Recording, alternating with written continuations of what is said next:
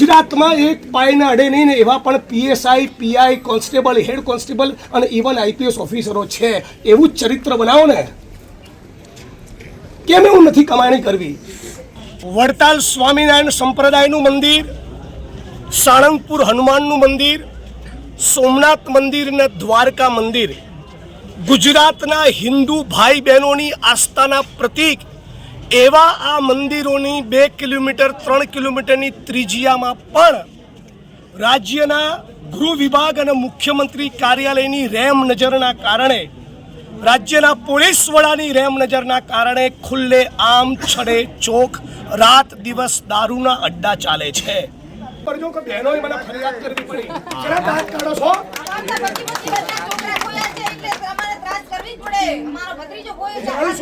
ગુજરાત કોંગ્રેસ દ્વારા જન આક્રોશ યાત્રાનો ઉત્તર ગુજરાતથી પુનઃ પ્રારંભ કરાયો છે. નવરચિત વાવ થરાદ જિલ્લાના ઢીમા ખાતે જન આક્રોશ યાત્રા આવી પહોંચી ત્યારે વડગામના ધારાસભ્ય જિગ્નેશ મેવાણીને સ્થાનિક લોકોએ દારૂની સમસ્યા દૂર કરવા અંગે રજૂઆત કરી હતી.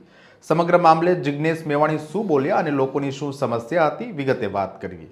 નમસ્કાર, હું છું રિયાઝ. સ્વરાજમાં આપનું સ્વાગત છે. નવરચિત વાવ થરાદ જિલ્લાના ઢીમા ગામની સ્થાનિક મહિલાઓએ કહ્યું હતું કે ઢીમાના શિવનગર વિસ્તારમાં રાત દિવસ છડેચોક દારૂનું વેચાણ થાય છે, પણ અમારું કોઈ સાંભળવા વાળું નથી. મહિલાઓની રજૂઆત સાંભળીને ધારાસભ્ય જિગ્નેશ મેવાણી સીધા વાવ થરાદ એસપી ઓફિસ ખાતે પહોંચ્યા હતા, જ્યાં મોટી સંખ્યામાં મહિલાઓ અને સ્થાનિક લોકો અને પોલીસ અધિકારીઓ હાજર હતા. સૌપ્રથમ એ સાંભળીએ કે જિગ્નેશ મેવાણી શું બોલ્યા. વડતાલ સ્વામિનારાયણ સંપ્રદાયનું મંદિર, સાળંગપુર હનુમાનનું મંદિર, સોમનાથ મંદિર અને દ્વારકા મંદિર ગુજરાતના હિન્દુ ભાઈ બહેનોની આસ્થાના પ્રતીક એવા આ મંદિરોની 2 કિલોમીટર 3 કિલોમીટરની ત્રિજ્યામાં પણ રાજ્યના ગૃહ વિભાગ અને મુખ્યમંત્રી કાર્યાલયની રેમ નજરના કારણે, રાજ્યના પોલીસ વડાની રેમ નજરના કારણે ખુલ્લે આમ છડે ચોક રાત દિવસ દારૂના અડ્ડા ચાલે છે. ગુજરાતની અનેક હજારો બહેનો, હિન્દુ બહેનો એ વિધવા બની ચૂકી છે, વિધવા થઈ રહી છે. આજે કોંગ્રેસ પાર્ટીએ ઢીમાથી જન આક્રોશ યાત્રાનું રેલીનું પ્રસ્થાન કર્યું. એ દરમિયાન થરાદના શિવનગર વિસ્તારની બહેનોએ મને જાણકારી આપી કે અમે શિવનગરના લોકો ત્રસ્ત બની ચૂક્યા છીએ.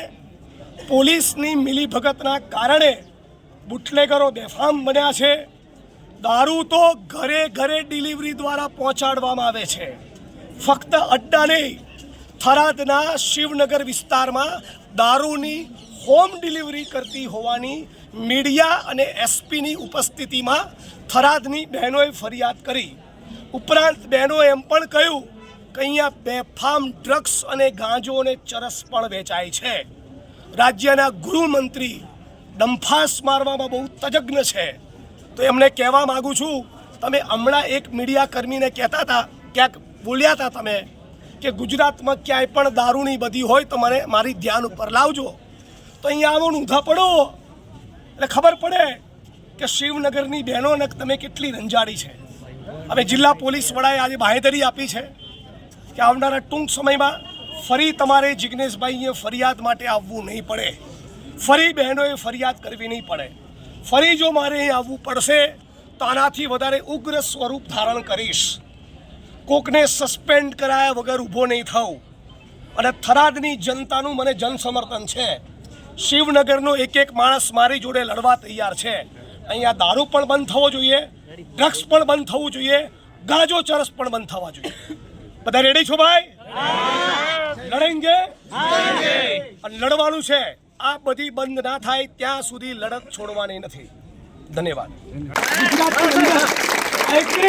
આજ ગુજરાતમાં એક પાયને અડે નહીં ને એવા પણ PSI, PI, constable, head constable અને ઇવન આઈપીએસ ઓફિસરો છે. એવું જ ચરિત્ર બનાવો ને. કેમ એવું નથી કમાણી કરવી? કેમ ધારાસભ્ય આવું પણ કરજો કે બહેનોએ મને ફરિયાદ કરવી પડી. કેના દાંત કાઢો છો?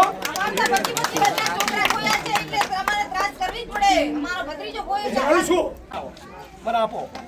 અને હર સંઘવી 8 ચોપડી પાસ આ ગામ આખાનું દાપણ કરે છે કે મને જાણ કરજો. લો આ બધા વિડીયો લઈ રહ્યા છે, મૂકો એના ફેસબુક પેજમાં જઈને કે અમારા શિવનગરમાં દારૂ બી છે, ડ્રગ્સ બી છે અને ગાંજો બી છે. તારામાં તાકાત હોય તો બંધ કરાય. 8 ચોપડી પાસ.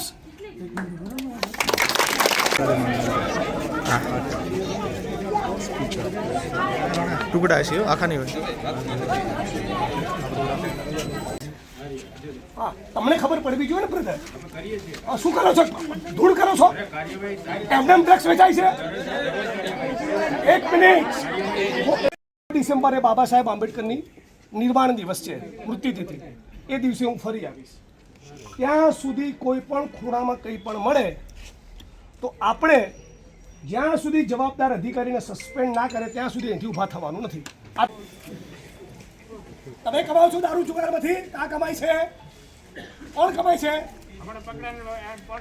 ડરવાનું કોણે? જે ખોટું કરે એને. કોણે ડરવાનું? જે ખોટું કરે એને. આ પોલીસ ઇન્સ્પેક્ટર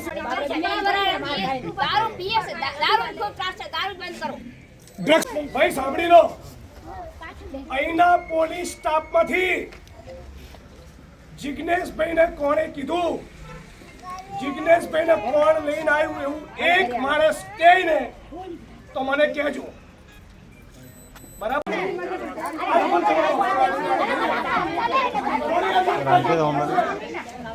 5000 માણસો લઈને આવવાનું છે, એની તૈયારીમાં તમે રહેજો. અને એ વખતે તમે તૈયારીમાં નહીં હો તો ફરી મને યાદ કરતા નહીં. હું નવરો નથી. બરાબર? લોકો બી તમને તમારી જાત ઉપર શરમ આવી જોઈએ. આ બહેનોએ ફરિયાદ કરવી પડે. શું કરો છો આટલા ટાઈમથી? 1 મિનિટ. ધૂળ પડી તમારી જવાનીમાં. આટલા બધા પુરુષો છો, શું કરો છો તમે?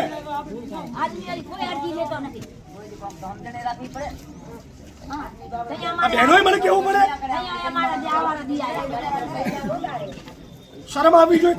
બરાબર? જો ડ્રગ્સ એટલું ખતરનાક વ્યસન છે ને, પોતાની માની ગળાને ચેન લોકો તોડી લઈ જાય છે. 1 મિનિટ બેન, આપણે જિલ્લા પોલીસ વડા જોડેથી શું ખાતરી જોઈએ? તમે મને કહો, હું નહીં બોલું, તમે કહો.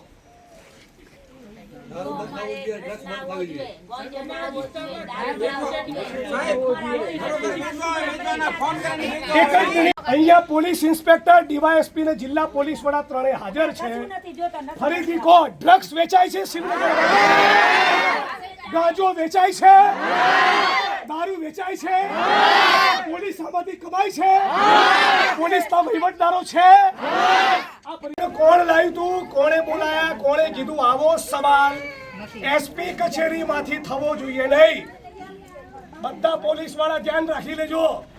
પટ્ટા તમારા છે, તમારા ઉતરશે, મારા નહીં. અને આ વડગામનો ધારાસભ્ય કહી રહ્યો છે, યાદ રાખી લેજો. હું પાછળ પડીશ એટલે છોતરા કાઢી જ નાખીશ.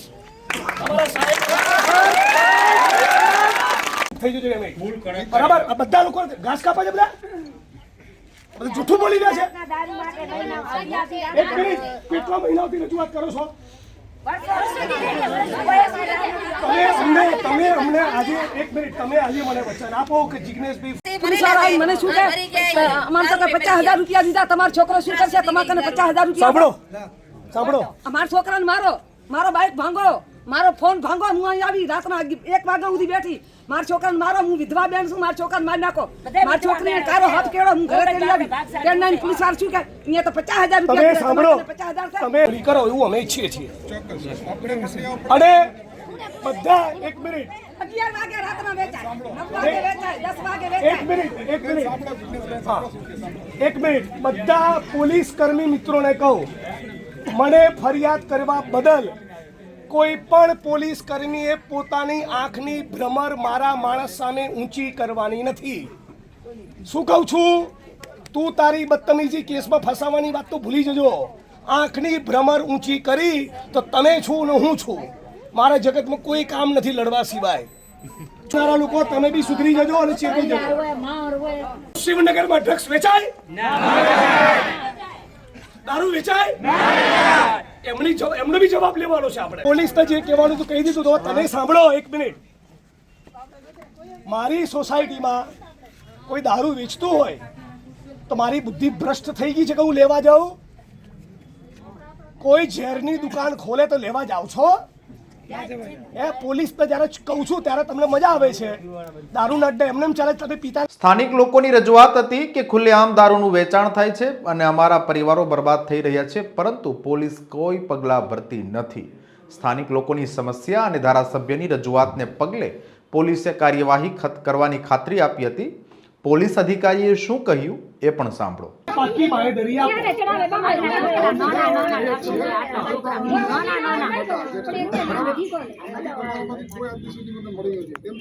મારી પાસે રેકોર્ડ ઉપર માહિતી છે. આ બહેનો તમે મારી પાસે પહેલી વાર આવ્યા છો, બરાબર? શિવનગરમાં 100% તમારી જે કાંઈ પણ રજૂઆત હશે, ભાઈઓની જે કાંઈ પણ રજૂઆત હશે, 100% 110% કામગીરી થશે. એમાંથી કોઈ પણને છોડવામાં નહીં આવે. જરૂર પડશે તો હું જાતે આવીશ, બરાબર? કોઈને તમારે એ ફરિયાદ માટે મારા સુધી જિજ્ઞેશભાઈને તમારામાંથી કોઈને નહીં આવવી પડે, હું બાંહેધરી આપીશ. તમે બધા મરી જજો. હું જાતે આવીશ. અમે લોકો રેગ્યુલર કામગીરી કરીએ જ છીએ. હું જાતે આવીશ. તમારે પણ નહીં આવવું પડે, હું જાતે આવીશ. એની બાંહેધરી અને ઘણી ધમકી છે. ઘણી દારૂવાળાને ધમકી દે શું કે અમારા શંકરભાઈ ચૌધરી ચોડાવી નાખશે. સાંભળો, તમારી વાત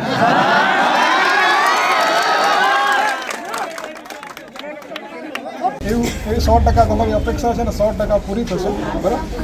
હું અહીંયા જ છું, તમારી વચ્ચે જ છું. તમારી ઓફિસ તમારી બાજુમાં જ મારી ઓફિસ છે, બરાબર? જરૂર પડે તો હું તમારા વિસ્તારમાં આવીશ. તમારામાંથી કોઈ પણ બહેનો, કોઈ પણ ભાઈઓ ગમે ત્યારે મળી શકે છે.